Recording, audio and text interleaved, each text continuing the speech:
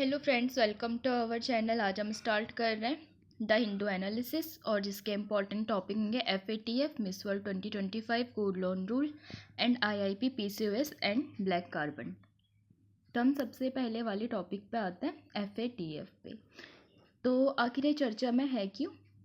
तो भारत ने FATF सत्र में पाकिस्तान को ग्रे लिस्ट में डालने की योजना पर अमेरिका से बात की। विदेश सचिव विक्रम मिस्री, जो कि हाल ही में अमेरिका के 3 दिवसीय यात्रा पर थे, ने आगामी वित्तीय कार्रवाई बल FATF सत्र के संबंध में अमेरिकी अधिकारियों से चर्चा की, जहां भारत द्वारा पाकिस्तान को ग्रे सूची में डालने की मांग किए जाने की उम्मीद है। विदेश मंत्रालय के अनुसार श्री मिश्री ने 27 से 29 मई को अपनी यात्रा के दौरान अमेरिकी उप विदेश मंत्री क्रिस्टोफर लैंडो सहित कई अधिकारियों से मुलाकात की और दोनों पक्षों ने भारत अमेरिका संबंधों के स्तंभों के रूप में प्रौद्योगिकी, व्यापार और प्रतिभा पर ध्यान केंद्रित भी किया था। मिस्री की यात्रा पाकिस्तान में आतंकी ठिकानों के खिलाफ ऑपरेशन सिंदूर के बाद महत्वपूर्ण साझेदार देशों तक भारत की पहुंच के एक हिस्से के रूप में की गई थी।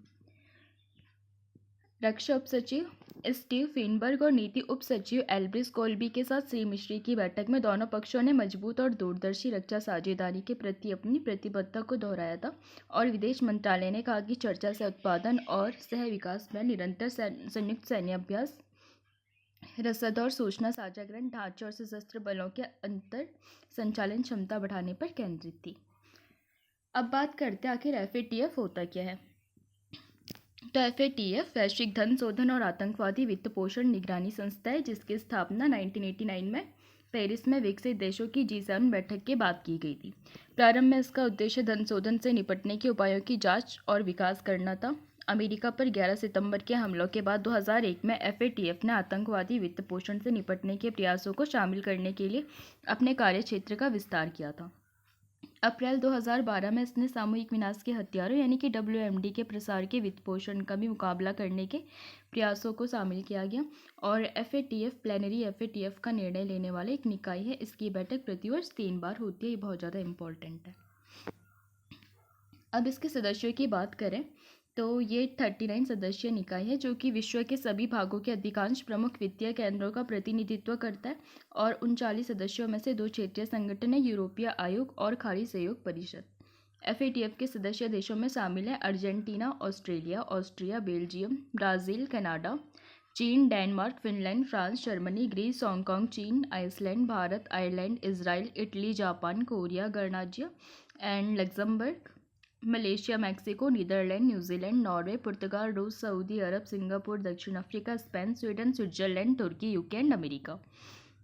भारत 2006 में पर्यवेक्षक के दर्जे के साथ इसमें शामिल हुआ और 2010 में FATF का पूर्ण सदस्य बना था। भारत इसके क्षेत्रीय साझेदारों एशिया प्रशांत समूह APG और यूरेशियन समूह EAG का भी सदस्य है। इंडोनेशिया FATF का एकमात्र पर्यवेक्षक देश है। कुछ महत्वपूर्ण संगठन जिन्हें FATF में पर्यवेक्षक का दर्जा मिला है उनमें शामिल है जैसे कि ADB यानी कि एशियाई विकास बैंक, अंतर्राष्ट्रीय मुद्रा कोष यानी कि IMF, अंतर्राष्ट्रीय प्रतिभूति आयोग संगठन यानी कि IOSCO, इंटरपोल, आर्थिक सहयोग और विकास संगठन OECD एंड संयुक्त राष्ट्र मादक पदार्थ एवं अपराध कार्यालय UNODC, संयुक्त राष्ट्र आतंकवाद निरोधी समिति कार्यकारी निदेशालय यानी कि UNCTED, विश्व बैंक एंड विश्व सीमा शुल्क संगठन यानी कि WCO। FATF अध्यक्ष एक वरिष्ठ अधिकारी होता है जिसे FATF प्लेनरी द्वारा उसके सदस्यों में से नियुक्त किया जाता है और वो FATF प्लेनरी और संचालन समूह की बैठकों का आयोजन और अध्यक्षता करता है और FATF सचिवालय की देखरेख भी करता है। वह FATF के प्रमुख प्रवक्ता हैं और बाह्य रूप से FATF का प्रतिनिधित्व भी करते हैं। राष्ट्रपति का कार्यकाल 1 जुलाई से शुरू होता है और पदभार ग्रहण करने के 2 वर्ष बाद 30 जून को समाप्त होता है। FATF सचिवालय पेरिस में OECD मुख्यालय में स्थित है और सचिवालय FATF सदस्यता और वैश्विक नेटवर्क के मूलभूत कार्यों का समर्थन भी करता है। FATF सचिवालय और अन्य सेवाओं के लिए वित्त पोषण FATF के वार्षिक बजट द्वारा प्रदान किया जाता है, जिसमें सदस्य योगदान भी करता है। अब बात करते हैं, इसमें 2 प्रकार की सूची होती है, ग्रे सूची और ब्लैक सूची। तो आखिर इन दोनों में डिफरेंस क्या है? ग्रे सूची में वे देश शामिल हैं जिन्हें आतंकवाद के वित्त पोषण और धन शोधन के लिए सुरक्षित पनाहगाह माना जाता है। ये एक चेतावनी है कि देश काली सूची में जा सकता है और काली सूची में गैर सहकारी देश या फिर क्षेत्र यानी कि NCCT शामिल है जो कि आतंकवाद के वित्तपोषण और धन शोधन गतिविधियों को समर्थन करता है। फिलहाल ईरान, उत्तर कोरिया और म्यांमार 3 काली सूची वाले देश हैं। 2021 के तख्तापलट के बाद सैन्य नेतृत्व की कार्रवाइयों के कारण म्यांमार को हाल ही में इस सूची में भी जोड़ा गया था। यहाँ पर हम देख सकते हैं तीनों कंट्रीज जो कि मतलब FATF की ब्लैक सूची में शामिल है: Iran, Myanmar and democratic people's republic of Korea. सूची में शामिल होने से आखिर क्या परिणाम होते हैं, थोड़ा उस पर भी डिस्कस करते हैं। FATF यानी कि IMF, विश्व बैंक, ADB आदि से संबद्ध वित्तीय संस्थानों द्वारा आर्थिक प्रतिबंध हो जाएगा। ऐसे वित्तीय संस्थानों और देशों से ऋण प्राप्त करने में समस्याएं आएंगी, अंतर्राष्ट्रीय व्यापार में कटौती होगी और अंतर्राष्ट्रीय बहिष्कार इनको देखने को मिलेगा। अब थोड़ा बात करते हैं जो प्रीवियस ईयर है उसमें भी कुछ क्वेश्चन इससे रिलेटेड है, इसीलिए काफ़ी इंपॉर्टेंट बनता है। पहला क्वेश्चन, चर्चा करें कि उभरती हुई प्रौद्योगिकियां और वैश्वीकरण किस प्रकार मनी लॉन्ड्रिंग में योगदान करते हैं। राष्ट्रीय और अंतर्राष्ट्रीय दोनों स्तरों पर मनी लॉन्ड्रिंग की समस्या से निपटने के लिए विस्तृत उपाय बताएं। यह 2021 में क्वेश्चन आया था। आतंकवाद में जटिलता और तीव्रता, इसके कारणों, संबंधों और घृणित गठजोड़ का विश्लेषण करें। आतंकवाद के खतरे को खत्म करने के लिए आवश्यक उपाय भी सुझाएं। ये भी 21 में क्वेश्चन आया था। इसके अलावा एक MCQ टाइप प्रीवियस क्वेश्चन था। FATF डे सूची के संदर्भ में निम्नलिखित कथनों पर विचार करें। पहला, ये वे देश है जो कि FATF के आकलन में अंतर्राष्ट्रीय धन शोधन और आतंकवादी वित्तपोषण को रोकने में विफल है। दूसरा, वर्तमान में पाकिस्तान लगातार 5वें वर्ष FATF डे सूची में बना हुआ है। ऊपर दिए गए कथनों में से कौन सा सही है? केवल एक, केवल दो, एक या दो दोनों, या फिर एक या दो कोई भी नहीं। तो इसका जो सही आंसर है वो है केवल एक, यानी कि ये वे देश है जो FATF के आकलन में अंतर्राष्ट्रीय धन शोधन और आतंकवादी वित्तपोषण को रोकने में विफल रहे हैं, जैसे कि हमने अभी अभी पढ़ा था। अब हम आते हैं अपनी सेकंड न्यूज़ पे, यानी कि मिस वर्ल्ड 2025। अब बात करते हैं आखिर ये चर्चा में क्यों है। तो थाईलैंड की ओपल सुचाता चुवांगसरी को हैदराबाद में एक शानदार ग्रैंड फिनाले में मिस वर्ल्ड 2025 का ताज पहनाया गया। तेलंगाना में 1 महीने तक चलने वाले इस उत्सव में ऐतिहासिक पर्यटन, सांस्कृतिक प्रदर्शन और वकालत और सशक्तिकरण के लिए वैश्विक मंच शामिल था। शीर्ष प्रतिभागी head to head challenge, top model, beauty with the purpose, talent, sports और मल्टीमीडिया जैसे फास्ट ट्रैक इवेंट की एक श्रृंखला से आगे बढ़े, जिसके बाद 40 क्वार्टर फाइनलिस्ट, फिर प्रत्येक महाद्वीपीय समूह में शीर्ष 10, उसके बाद शीर्ष 5, शीर्ष 2 और अंत में एक विजेता का ताज पहनाया गया, जो भारत की मिस वर्ल्ड प्रतियोगी नंदिनी गुप्ता थी, जो कि शीर्ष 10 में भी शामिल थी। अब आते हैं हम अपनी तीसरी न्यूज़ पे, यानी कि जो RBI का गोल्ड लोन रूल है, थोड़ा सा उसको एक्सप्लेन करता है। आखिर ये चर्चा में है क्यों। अप्रैल को भारतीय रिजर्व बैंक RBI ने सोना गिरवी रखकर ऋण देने के संबंध में मसौदा निर्देश जारी किए, जिसका उद्देश्य विनियमित संस्थाओं में नियामक ढांचे को सुसंगत बनाना है। 9 अप्रैल को भारतीय रिजर्व बैंक यानी कि RBI ने स्वर्ण जमानत के बदले ऋण पर मसौदा निर्देश जारी किए, जिसका उद्देश्य विनियमित संस्थाओं यानी कि बैंकों और गैर बैंकिंग वित्तीय कंपनियों यानी कि NBFC में नियामक ढांचे को सुसंगत बनाना और ऋण देने की प्रथाओं में अंतर को दूर करना है। देश में नागरिक वित्तीय संस्थाओं के पास केवल निम्न प्रकार के सोने और चांदी की वस्तुओं को संपार्श्विक के रूप में रख सकते हैं, जैसे बैंकों द्वारा जारी 22 कैरेट और उच्च शुद्धता वाले सोने के सिक्के, चांदी के सिक्के या फिर सोने और चांदी के आभूषण। RBI के नवीनतम निर्देशों के अनुसार कोई भी उधारकर्ता सोने के सिक्कों को गिरवी रखकर किसी भी वित्तीय संस्थान से गोल्ड लोन के लिए आवेदन कर सकता है, लेकिन ऐसे सिक्कों का कुल वजन 50 ग्राम से अधिक नहीं होना चाहिए। शीर्ष बैंक के ब्लूप्रिंट में स्पष्ट रूप से कहा गया है कि उधारकर्ता किसी भी समय 50 ग्राम से ज़्यादा वजन के सिक्कों के बदले अपने नाम पर गोल्ड लोन नहीं ले सकता। चांदी के सिक्कों के बदले लोन लेने पर यही नियम लागू होते हैं, फर्क सिर्फ इतना है कि वजन की सीमा 500 ग्राम है, जबकि सोने या चांदी के आभूषणों के मामले में ये सीमा 1 किलोग्राम हो जाती है। RBI के अनुसार उधारकर्ता को वित्तीय संस्थान के पास संपार्श्विक के रूप में रखा गया सोना ऋण खाते की परिपक्वता के बाद अधिकतम 7 दिनों के भीतर वापस मिल जाएगा। शीर्ष बैंक के संशोधित दिशा निर्देश के अनुसार यदि ऋणदाता ऋण खाते की परिपक्वता के बाद 7 दिनों के भीतर उधारकर्ता के गिरवी रखे गए सोने को वापस नहीं करता है, तो फिर ऋणदाता को सोना वापस किए जाने के प्रतिदिन 5,000 रुपये मुआवजा पाने का पूरा अधिकार होगा। आप अपने सोने के मूल्य का केवल 75% तक ही ऋण प्राप्त कर सकते हैं, और उदाहरण के लिए यदि आपके सोने की कीमत 1 लाख है तो आप अधिकतम 75,000 का ऋण प्राप्त कर सकते हैं। लेकिन ये केवल उन प्रकार के ऋणों पर लागू होता है जो कि उधारकर्ता की अपनी व्यक्तिगत ज़रूरतों को पूरा करने के लिए जाते हैं, ना कि किसी व्यावसायिक उद्देश्य के लिए। ऐसे ऋणों के मामले में जहां उपभोक्ता जुटाई गई धन को वाणिज्यिक उद्देश्य के लिए उपयोग करना चाहता है, आरबीआई ने पूंजी राशि और समय अवधि पर ऐसी कोई सीमा निर्दिष्ट नहीं की, जिसके साथ ही एफआई उधारकर्ता की ऋण आवश्यकता और आर्थिक गतिविधि के माध्यम से उत्पन्न होने वाली नकदी प्रवाह के आधार पर ऋण राशि और स्वर्ण ऋण की अवधि दोनों निर्धारित कर सकता है। इस प्रकार की स्वर्ण ऋणों को आय उत्पन्न करने वाले ऋण के रूप में जाना जाता है। आरबीआई के दिशा निर्देशों में ये भी कहा गया है कि एसआई उत्पादक ऋणों के मामले में ऋण राशि का निर्धारण संपार्श्विक के रूप में रखी गई पीली धातु के मूल्य के आधार पर नहीं किया जाएगा। अब बैंक उधारकर्ताओं से केवल हॉलमार्क वाला सोना ही गिरवी रखने के लिए कह सकते हैं, क्योंकि ब्लू प्रिंट के अनुसार आरबीआई ने उधारकर्ताओं को ऋण देने के लिए हॉलमार्क वाले सोने को प्राथमिकता देने की सलाह ली है। आरबीआई के दिशा निर्देश देश में निम्नलिखित संस्थानों पर लागू होते हैं, जैसे कि सार्वजनिक बैंक, निजी बैंक, लघु वित्त बैंक, स्थानीय क्षेत्र बैंक, क्षेत्रीय ग्रामीण बैंक, सहकारी बैंक, एनबीएफसी, एचएफसी। ये निर्देश भुगतान बैंकों पर लागू नहीं होंगे और निर्देश सोने के समान ही चांदी पर भी लागू होंगे। अब इसमें भी एक प्रीवियस ईयर क्वेश्चन बना था, इसीलिए भी इम्पॉर्टेंट है कि इसका क्वेश्चन था, सरकार की संप्रभु स्वर्ण बॉन्ड योजना एवं स्वर्ण मुद्रीकरण योजना का क्या उद्देश्य है। जो फर्स्ट ऑप्शन है इसमें भारतीय गृहस्थों के पास निष्क्रिय पड़े स्वर्ण को अर्थव्यवस्था में लाना, दूसरा ऑप्शन है स्वर्ण में आभूषण के क्षेत्र में एफडीआई इसको प्रोत्साहित करना और स्वर्ण आयात पर भारत की निर्भरता में कमी लाना। तो नीचे दिए गए कूट का प्रयोग करके सही उत्तर चुनिए, केवल एक, केवल दो और तीन, केवल एक और तीन या फिर केवल एक, दो और तीन। तो इसका जो करेक्ट आंसर है सी, केवल एक और तीन, यानी कि भारतीय गृहस्थों के पास निष्क्रिय पड़े स्वर्ण को अर्थव्यवस्था में लाना और स्वर्ण आयात पर भारत की निर्भरता में कमी लाना, इसका करेक्ट आंसर हो जाएगा। अब हम बात करते हैं अपने नेक्स्ट एडिटोरियल पे। हमारा एडिटोरियल है आज का आईआईपी प्रोडक्शन।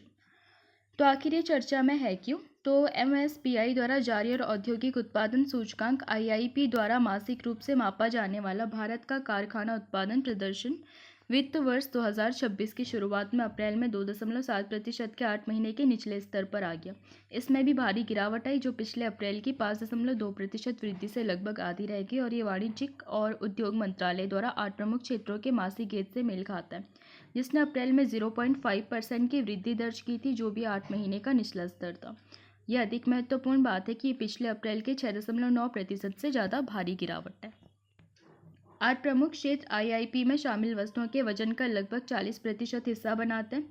विशेष चिंता की बात यह है कि खनन में 0.2% की कमी आई, जो कि अगस्त 2024 के बाद पहली बार है, जबकि खनन निर्यात का निरपेक्ष मूल्य पिछले दशक में वित्त वर्ष 15 में $25 बिलियन से बढ़कर के वित्त वर्ष 25 से $42 बिलियन हो गया। निर्यात में इसका हिस्सा 8.1% से गिरकर 5.1% हो गया। ये अभी भी भारत के समग्र माल निर्यात में बहुत अधिक व्यापार अस्थिरता के समय में एक बहुत ही कम हिस्सा नहीं है। हालांकि अप्रैल में विनिर्माण और बिजली उत्पादन दोनों में भी क्रमशः 3.4% यानी कि लगभग 4.2% भी हो सकता है, और 1.1% से 10.2% की गिरावट आई है। हालांकि व्यापार और टैरिफ संबंधी अनिश्चितताओं ने वस्तुओं के उत्पादन को सबसे अधिक प्रभावित किया, लेकिन लगातार तीसरे महीने उपभोक्ता और गैर टिकाऊ वस्तुओं के उत्पादन में जारी संकुचन लगातार कम ग्रामीण खपत का संकेत देता है, क्योंकि खाद्य जैसे आवश्यक सामान उपभोक्ता और टिकाऊ वस्तुओं का महत्वपूर्ण हिस्सा बनाते हैं। ये एक स्पष्ट संकेत है कि अप्रैल में खुदरा मुद्रास्फीति लगभग 6 साल के निचले स्तर यानी कि 3.16% पर पहुंचने के बावजूद ये ग्रामीण समुदायों के लिए उच्च व्यय शक्ति में तब्दील नहीं हुई, जहाँ उपभोक्ता गैर टिकाऊ वस्तुओं की सबसे अधिक मांग भी है। खाद्य पदार्थों की कीमतें छठे सीधे महीने के लिए 2.14% पर संकुचित हो गई, जिससे कि मंडियों में अधिकांश स्टेपल के लिए एमएसपी दरें नीचे हो गई थी, और सरकार को कृषि उपज के लिए एमएसपी को अधिक व्यवस्थित रूप से लागू करके ग्रामीण आय बढ़ाने पर ध्यान केंद्रित करना चाहिए। इससे ग्रामीण खपत बढ़ाने में मदद भी मिलेगी। हालांकि अप्रैल में पूंजीगत वस्तुओं के उत्पादन में 20.3% की वृद्धि हालांकि कम आधार से घरेलू अर्थव्यवस्था में विश्वास को दर्शाती है, क्योंकि निवेशक निर्यात में विविधता लाने की अपनी योजनाओं को जारी रखता है, अमेरिका पर कम निर्भर रहने का प्रयास भी करता है। व्यापार से संबंधित क्षेत्रों में निकट भविष्य में अस्थिरता जारी रहने की उम्मीद है, इसीलिए केंद्र को निजी क्षेत्रों को घरेलू पूंजीगत व्यय बढ़ाने के लिए प्रेरित भी करना चाहिए। इससे आय में वृद्धि होगी और साथ ही साथ उपभोग मांग बढ़ाने में सहायता भी मिलेगी, और निर्यात उन्मुख क्षेत्रों को भी एक मजबूत घरेलू उपस्थिति सुनिश्चित करके टैरिफ मूल्य और आपूर्ति श्रृंखला के झटकों से खुद को बचाने का लक्ष्य रखना चाहिए। साथ ही अमेरिका और यूरोपीय संघ के पारंपरिक निर्यात क्षेत्रों के बाहर भी विविधता लानी चाहिए। अब हम बात करते हैं आखिर आईआईपी है क्या। आईआईपी एक संकेतक है जो कि किसी निश्चित अवधि के दौरान औद्योगिक उत्पादों के उत्पादन की मात्रा में परिवर्तन को मापता है। इसे राष्ट्रीय सांख्यिकी कार्यालय यानी कि एनएसओ सांख्यिकी और कार्यक्रम कार्यान्वयन मंत्रालय द्वारा मासिक रूप से संकलित और प्रकाशित किया जाता है। यह एक समग्र संकेतक है जो कि निम्नलिखित के अंतर्गत वर्गीकृत उद्योग समूहों के विकास दर को मापता है, जैसे कि व्यापक क्षेत्र अर्थात खनन, विनिर्माण और बिजली, उपयोग आधारित क्षेत्र यानी कि मूल वस्तुएं, पूंजीगत वस्तुएं और मध्यवर्ती वस्तुएं।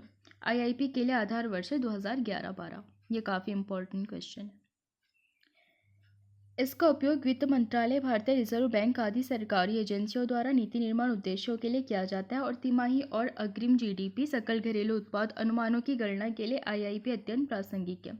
अब हम 8 प्रमुख क्षेत्रों की बात भी करते हैं जिन पर ये नापा जाता है।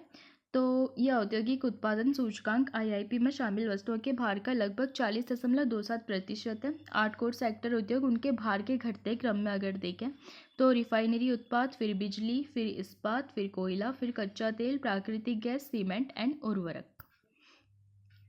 यहाँ पे हम देखते हैं इसके डायग्राम में सीमेंट उद्योग का लगभग 5.37% योगदान है। इसके अलावा स्टील का 17.92% योगदान है। फर्टिलाइजर्स का 2.63% योगदान है और पेट्रोलियम का 28.04% योगदान है। नेचुरल गैसेस का 6.88% योगदान है। क्रूड ऑयल का 8.98% योगदान है। कोल का 10.33% योगदान है। साथ ही साथ 19.85 बाकी की चीज़ आएंगी। अब इससे बात करते हैं, इसमें ये इसलिए इम्पॉर्टेंट है क्योंकि ये भी प्रीवियस में पूछा जा चुका है। 8 प्रमुख उद्योगों के सूचकांक में निम्नलिखित में से किसे सबसे अधिक महत्वपूर्ण माना गया है, तो उसमें है बिजली उत्पादन को, क्योंकि बिजली पर ही हमारे सारे के सारे उद्योग कहीं ना कहीं डिपेंड करते हैं। अगर लाइट नहीं होगी तो फिर बाकी के उद्योगों पर भी प्रभाव पड़ेगा।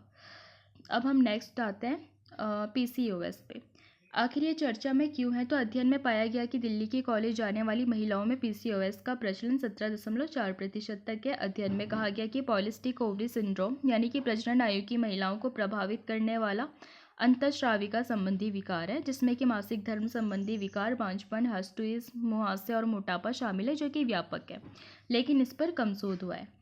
दिल्ली में 18 से 25 वर्ष के आयु वर्ग की 1164 कॉलेज जाने वाली महिलाओं पर किए गए अध्ययन से पता चलता है कि पॉलीसिस्टिक ओवरी सिंड्रोम यानी कि पीसीओएस की व्यापकता 17.4% है, जो कि देश में दूसरी सबसे अधिक है।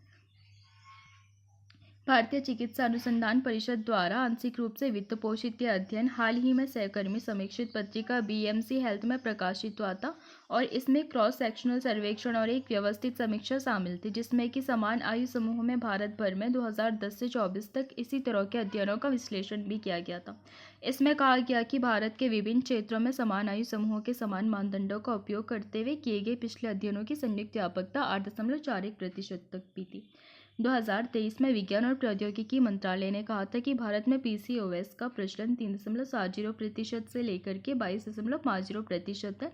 पीसीओएस का प्रचलन ग्रामीण और शहरी क्षेत्रों में सामाजिक सांस्कृतिक सेटिंग्स और आयु समूह के बीच भिन्न हो सकता है। पिछले अध्ययनों में लखनऊ में सबसे कम 3.70% का प्रचलन बताया गया था, जबकि मुंबई में 22.50% का प्रचलन बताया गया था।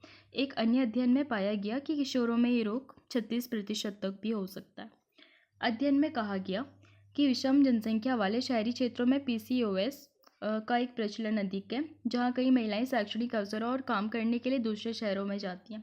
शोधकर्ताओं ने कहा कि इस विस्थापन के कारण मनोवैज्ञानिक तनाव, नींद की दिनचर्या में व्यवधान और शिक्षा और नौकरी के लिए प्रतिस्पर्धा के कारण खराब आहार संबंधी आदतें और घर और काम की जिम्मेदारियां एक साथ निभाने की आदत पड़ जाती है, जो कि संभवतः पीसीओएस की बढ़ती दरों से जुड़ी हो सकती है। सर्वेक्षण में शामिल 1164 महिलाओं में से 70.30% का पहले ही निदान हो चुका था, जबकि 29.70% का अध्ययन के दौरान नया निदान हुआ था। अध्ययन में पाया गया कि सामाजिक आर्थिक स्थिति पर संशोधित कुप्पस्वामी पैमाने के अनुसार उच्च वर्ग और उच्च मध्यम वर्ग की महिलाओं को अधिक जोखिम है। इसमें कहा गया कि उच्च व्यय योग्य आय ने पोषण परिवर्तन में योगदान दिया। वसा, तेल, प्रसंस्कृत खाद्य पदार्थ, मिश्रित कार्बोहाइड्रेट और चीनी की बढ़ती खपत के साथ बाहर खाना शहरी भारतीय संस्कृति का अभिन्न अंग बन गया। तो कहीं ना कहीं ये भी पीसीओएस में योगदान देते हैं। तो अध्ययन में कहा गया कि श्रम बचत उपकरणों और कारों की बढ़ती हुई पहुंच ने सारी गतिविधियों को कम कर दिया, जिससे कि इंसुलिन प्रतिरोध और मोटापे की व्यापकता बढ़ रही है, जो कि सभी पीसीओएस रोगजनन से जुड़े हुए हैं। अध्ययन में ये भी पाया गया कि पीसीओएस का सबसे ज़्यादा प्रचलन अनुसूचित जनजातियों लगभग 21.40% में देखा गया। उसके बाद सामान्य वर्ग 19.90% में, जबकि अन्य पिछड़ा वर्ग ओबीसी और अनुसूचित जातियों में सबसे ज़्यादा है। इसने नोट किया कि ये निष्कर्ष जाति समूहों के बीच स्वास्थ्य सेवा और संसाधनों तक पहुंच में व्यापक सामाजिक असमानताओं और विविधताओं को दर्शा सकता है, जो कि लक्षित हस्तक्षेपों की आवश्यकता को भी रेखांकित करता है। यानी कि हम पीसीओएस को देखें तो ये हमारी हेल्दी यानी कि नॉर्मल ओवरी है, और ये हो गई पीसीओएस, तो उसमें डिफरेंस आपको साफ साफ दिख भी रहा होगा। तो चलिए अब बात करते हैं कि पीसीओएस है क्या। तो पॉलीसिस्टिक अंडाशय सिंड्रोम प्रजनन आयु की महिलाओं में एक हार्मोनल विकार है, जो कि इसके कारण महिलाओं में मासिक धर्म की निरंतरता प्रभावित होती है। साथ ही एंड्रोजन हार्मोन का स्तर भी कम या ज़्यादा हो सकता है। पीसीओएस में नियमित रूप से अंडाणु भी नहीं विकसित हो पाते। तो चलिए हम बात करते हैं आखिर इम्पॉर्टेंट है क्यों। तो इससे रिलेटेड भी एक प्रीवियस ईयर क्वेश्चन बन चुका है, तो आखिर हम उस पर बात करते हैं। पीसीओएस के संदर्भ में निम्नलिखित कथनों पर विचार करें। ये एक बहुक्रियात्मक अंतःस्रावी विकार है, जिसकी विशेषता क्रॉनिक एनोवल्यूशन है। यह वयस्क पुरुषों में पाया जाने वाला सबसे आम प्रकार का सिंड्रोम है। ये एक हार्मोनल स्थिति है जिसका कोई इलाज नहीं है और इसे केवल नियंत्रण में लाया जा सकता है। उपरोक्त में से कौन सा सही है? केवल 1 और 2, दूसरा केवल 1, तीसरा केवल पहला और तीसरा, और चौथा केवल पहला, दूसरा, तीसरा। तो इसका जो करेक्ट आंसर है केवल पहला और तीसरा, यानी कि ये एक बहुक्रियात्मक अंतःस्रावी विकार है जिसकी विशेषता क्रॉनिक एनोवल्यूशन है, एंड ये एक हार्मोनल स्थिति है जिसका कोई इलाज नहीं है और इसे केवल नियंत्रण में लाया जा सकता है। अब हम आते हैं अपने आज के लास्ट टॉपिक पे, यानी कि ब्लैक कार्बन। आखिर ये चर्चा में क्यों है? तो हिमालय की बर्फ को गर्म कर रहा है ब्लैक कार्बन, ये एक अध्ययन के अनुसार आई है चीज़। पूर्वी हिमालय में सबसे गर्म बर्फ सतह दर्ज की गई है। उसके बाद मध्य और पश्चिमी हिमालय का स्थान है।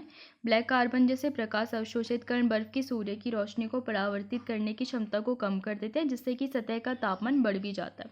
थिंक टैंक क्लाइमेट ट्रेंड्स के अध्ययन के अनुसार हिमालय में ब्लैक कार्बन के अति सूक्ष्म कण जो वाहनों, स्टोव और लकड़ी की आग से निकलते हैं, इनका स्तर पिछले 2 दशकों से बढ़ रहा है। इसने कहा कि गर्म बर्फ में योगदान दे रहा है, जिससे कि ग्लेशियर से बहने वाली नदियों में बेमौसम बाढ़ का खतरा भी बढ़ रहा है।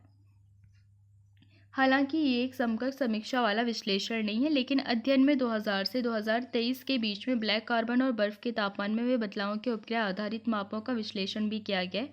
जलवायु विज्ञान कहता है कि एरोसोल उर्वरक से लेकर के वाहनों के धुएं तक विभिन्न स्रोतों से निकलने वाले कण पदार्थ वायुमंडल को अवरुद्ध करता है और सूर्य की रोशनी को कार्बन से दूर कर देते हैं और ग्रीन हाउस गैसों का ताप प्रभाव को छिपाने के लिए जाने जाते हैं। ब्लैक कार्बन अलग है क्योंकि ये सूर्य के प्रकाश को अवशोषित करता है और यदि ये सतह पर जम जाता है तो ज़मीन को गर्म कर सकता है। यही कारण है कि जलवायु विज्ञानी ब्लैक कार्बन को ग्लोबल वार्मिंग का उत्प्रेरक भी मानते हैं। भले ये कार्बन डाइऑक्साइड के विपरीत वायुमंडल में अपेक्षाकृत कम समय तक रहता है, जो कि सबसे व्यापक ग्रीन हाउस गैस है। सूर्य के प्रकाश का परावर्तन ये कम करता है। अध्ययन में कहा गया है कि जो हिमालय में बर्फ की सतह का तापमान पिछले 2 दशकों में लगातार गर्म होता रहा है, जिसका बर्फ और ग्लेशियर की स्थिरता पर गंभीर प्रभाव पड़ सकता है। औसत बर्फ सतह का तापमान 2000 से 2009 के दौरान -11.27 डिग्री सेल्सियस से बढ़कर के 2020 से 2023 के दौरान -7.13 डिग्री सेल्सियस हो गया, जिसमें 23 साल की अवधि के लिए कुल औसत -8.57 डिग्री सेल्सियस रहा। 3 प्रमुख क्षेत्रों में से पूर्वी हिमालय में सबसे गर्म बर्फ की सतह दर्ज की गई। उसके बाद मध्य और पश्चिमी हिमालय का स्थान आता है और अध्ययन में अनुमान लगाया गया है कि ये गर्मी संभवतः प्रेरित थी आंशिक रूप से ब्लैक कार्बन जैसे प्रकाश अवशोषित कणों के जमाव के कारण, जो कि बर्फ के अल्बेडो यानी कि सूर्य के प्रकाश को परावर्तित करने की क्षमता को कम करता है और सतह के गर्म होने को भी बढ़ाता है। 2010 से 2019 के दशक के औसत ने पूर्वी हिमालय में -5.69 डिग्री सेल्सियस पर सबसे ज़्यादा अधिक गर्मी भी दिखाई दी। अध्ययन में रेखांकित किया गया कि बर्फ से ढके क्षेत्रों में लगातार तापमान वृद्धि से बर्फ के मौसम की अवधि कम हो सकती है और पिघलने की शुरुआत भी हो सकती है, जिससे कि हाइड्रोलॉजिकल सिस्टम और लाखों लोगों के लिए जल सुरक्षा प्रभावित हो सकती है। इस प्रकार तापमान में वृद्धि यानी कि ब्लैक कार्बन बीसी की उपस्थिति के साथ मिलकर हिमालय में बर्फ के तापीय शासन को भी महत्वपूर्ण रूप से बदल रही है। अध्ययन की प्रमुख लेखिका पलक बलियान ने एक बयान में भी कहा था कि ग्लेशियर पिघलने की प्रक्रिया तेज हो रही है, जिससे कि नीचे की ओर रहने वाले लगभग 2 अरब लोगों के मीठे पानी के संसाधनों को भी खतरा हो रहा है। बर्फ़ की गहराई भी इससे बढ़ती है। जो ब्लैक कार्बन है उसकी सांद्रता और बर्फ़ की गहराई के बीच में कोई सीधा संबंध नहीं है, जो कि बर्फ़ की मोटाई की एक माप है। वास्तव में अध्ययन अवधि के दौरान ये वास्तव में स्थानिक और लौकिक परिवर्तनशीलता के साथ बढ़ा है। औसत बर्फ़ की गहराई 2000 से 2009 के दौरान 0.059 मीटर से बढ़ कर के 2020 से 2023 के दौरान 0.117 मीटर हो गई, जिसके परिणामस्वरूप 23 साल का औसत 0.076 मीटर रहा था। बढ़ते तापमान के बावजूद बर्फ़ की गहराई में वृद्धि के लिए बर्फबारी की घटनाओं में वृद्धि, मौसमी वर्षा में बदलाव या फिर हवा द्वारा सतह पर बर्फ़ के पुनर्वितरण के कारण महाअनिश्चितताओं जैसे कारकों को जिम्मेदार भी ठहराया जा सकता है। पश्चिमी हिमालय में सबसे अधिक बर्फ़ की गहराई देखी गई, संभवतः इसकी अधिक ऊंचाई और सर्दियों में वर्षा लाने वाले जो पश्चिमी विक्षोभ है तो उससे अधिक संपर्क के कारण। इस बीच पूर्वी मध्य हिमालय जो कि बीसी स्रोतों से करीब है में बर्फ़ की गहराई कम देखी गई। बर्फ़ की गहराई में परिवर्तनशीलता हिमालयी चाप में बर्फ़ गतिशीलता को प्रभावित करने वाले जलवायु और वायुमंडलीय कारकों में जटिल परस्पर क्रिया को उजागर भी करती है, अध्ययन में कहा गया है। ब्लैक कार्बन के मुख्य स्रोतों में बायोमास दहन, जीवाश्म ईंधन का उपयोग और खुले में जलाना शामिल है, खासतौर पर भारत गंगा के मैदान में, जो कि उत्सर्जन के लिए हॉटस्पॉट के रूप में भी काम करता है। पिछले अध्ययनों में बताया गया है कि अकेले जैव ईंधन का उपयोग भारत में ब्लैक कार्बन उत्सर्जन का लगभग 42% है, जिसमें कि मध्य प्रदेश और महाराष्ट्र जैसे राज्य जंगल और कृषि आग के माध्यम से महत्वपूर्ण योगदान देते रहता है। अब हम बात करते हैं आखिर ब्लैक कार्बन होता क्या है। तो जो ब्लैक कार्बन है एक काले रंग का कालिक युक्त पदार्थ होता है, जो कि बायोमास से जीवाश्म ईंधन के पूर्ण रूप से दहन नहीं होने की अवस्था में अन्य प्रदूषकों के साथ उत्सर्जित होता है। और जो ब्लैक कार्बन है एक अल्पकालिक प्रदूषक है, जिसका कार्बन डाइऑक्साइड के बाद ग्रह के ताप को बढ़ाने में दूसरा सबसे बड़ा योगदान होता है। अन्य ग्रीन हाउस गैस उत्सर्जन के विपरीत जो ब्लैक कार्बन तीव्रता से समाप्त हो जाता है, और यदि इसके उत्सर्जन की रोकथाम की जाती है तो इसे वायुमंडल से पूर्ण रूप से समाप्त किया जा सकता है। अन्य कार्बन उत्सर्जन के विपरीत इसके उत्सर्जन का प्रमुख स्रोत स्थानीय होता है, जिसका मुख्य रूप से स्थानीय प्रभाव पड़ता है, और ब्लैक कार्बन एक प्रकार का एरोसोल होता है। यहाँ पर हम इस डायग्राम से समझ सकते हैं कि जो ब्लैक कार्बन है उसके सोर्सेज क्या क्या हो सकते हैं। एक होता है एग्रीकल्चर वेस्ट स्मोक, जैसे कि हम एग्रीकल्चर वेस्ट को जब जलाते हैं तो उससे जो काला धुआं उठता है उससे भी ब्लैक कार्बन बनता है। इसके अलावा जैसे वाइल्ड फायर स्मोक हो गया, उससे भी ब्लैक कार्बन बनता है। इसके अलावा residential wood and coal burning smoke, उससे भी ब्लैक कार्बन मिलता है। इसके अलावा कोल फायर्ड पावर प्लांट्स, वहाँ से भी हमें ब्लैक कार्बन मिलता है। और इंजन्स एंड व्हीकल्स एमिशन, उससे भी हमें ब्लैक कार्बन मिलता है। ये इसलिए इम्पॉर्टेंट है क्योंकि इससे रिलेटेड भी PYQ पहले पूछे जा चुके हैं। जैसे कि यहाँ पे क्वेश्चन भी दिख रहा होगा आपको कि ब्लैक कार्बन के बारे में निम्नलिखित कथनों पर विचार करें। ब्लैक कार्बन लंबे समय तक रहने वाला जलवायु प्रदूषक है। दूसरा, जीवाश्म ईंधन के अधूरे दहन के बाद बनता है। और तीसरा, दक्षिणी भारत में ब्लैक कार्बन उत्सर्जन का बोझ बहुत ज़्यादा है। ऊपर दिए गए कथनों में से कौन सा सही नहीं है, इसमें नॉट करेक्ट बताना है। तो पहला ऑप्शन है एक और दो, दूसरा ऑप्शन है केवल दूसरा और तीसरा, तीसरा ऑप्शन है केवल पहला और तीसरा, और चौथा पहला दूसरा या फिर तीसरा। तो इसका जो करेक्ट आंसर है वो हो जाएगा ऑप्शन सी, यानी कि केवल पहला और तीसरा, यानी कि ब्लैक कार्बन लंबे समय तक रहने वाला जलवायु प्रदूषक है। और तीसरा, दक्षिणी भारत में ब्लैक कार्बन उत्सर्जन का बोझ बहुत ज़्यादा है। तो ये दोनों ही गलत है क्योंकि यहाँ पे नॉट करेक्ट पूछा था। तो मुझे लगता है आज के लिए इतना इनफ है। हम मिलेंगे नेक्स्ट सेशन में। अगर आपको पसंद आए तो लाइक कीजिए, शेयर कीजिए, सब्सक्राइब कीजिए। चैनल का लिंक आपको डिस्क्रिप्शन में मिल जाएगा, आप वहाँ पे जा कर के चैनल को ज्वाइन कर सकते हैं ताकि आपको इसकी PDF भी मिल जाए, और साथ ही साथ आपको आगे के अपडेट भी मिलते रहेंगे। Thanks to watching.